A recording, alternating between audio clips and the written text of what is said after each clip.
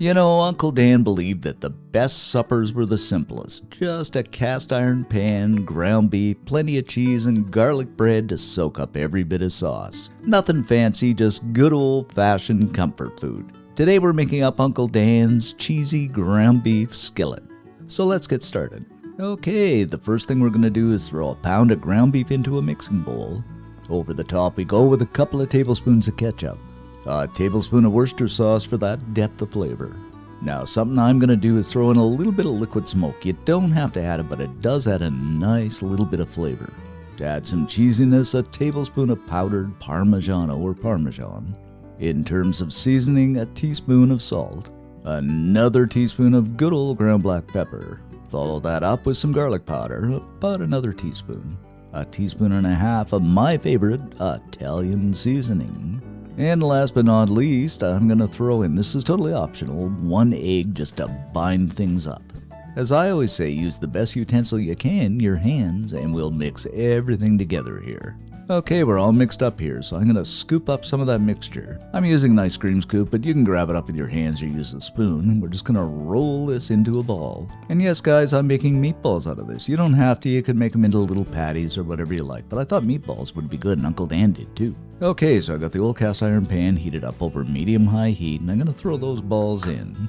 Over medium-high heat, fry these up until they're basically cooked through. And as you can see, after a few minutes over medium-high heat, we're getting a really good sear here. Now they are nicely cooked and looking and smelling ever so good. So next up, I'm going to grab a jar of marinara sauce and pour a little bit in, which gives us a little bit of room in the jar, and I'm going to use Uncle Dan's trick and actually season the marinara sauce in the jar with about a teaspoon of Italian seasoning. Some garlic powder, I don't know, about half a teaspoon, a good dusting of ground black pepper, and slip the lid on and give it a good shake. And you might say, oh, come on, Dave, just season it in the pan. Well, you can, but this really makes sure that seasoning is mixed in there, but it's up to you. Anyway, we're just going to go ahead and pour that sauce over top of those balls. Once the sauce is in there, go ahead and leave this simmer away for a few minutes over medium-low while we move on to our next step, which is to grab up a tube of Pillsbury biscuits. You can buy these in any grocery store and kind of unwrap them, and we are waiting for the pop.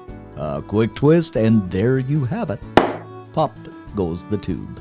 Unravel it, and lo and behold, you've got the Pillsbury biscuits. Now we'll take those cute little biscuits and put them onto a plate. Then we'll make our garlic butter by adding some parsley to about 3 tablespoons of melted butter. Then grab up some garlic powder and throw it in, and you can use as much or as little as you want, depending on how garlicky you want it. And that's the thing about store-bought garlic bread, it's either too garlicky or not garlicky enough. But let me know in the comment section what you think.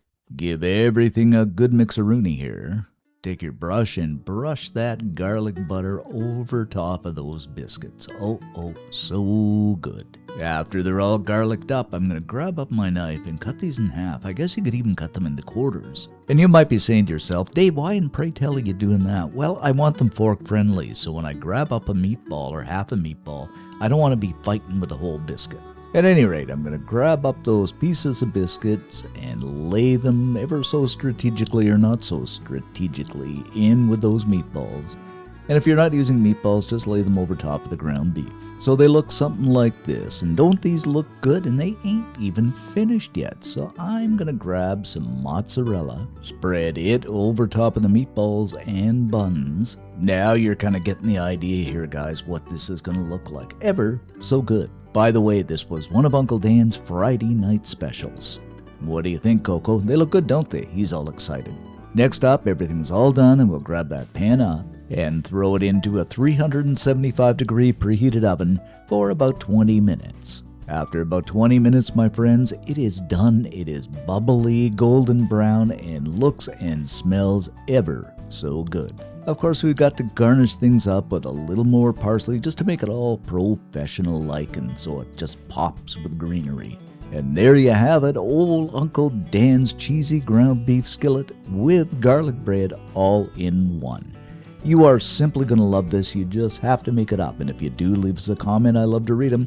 Most of all, like and subscribe helps the channel out. Thanks so much for watching, guys, and we shall see you Sunday in our next Humdinger video.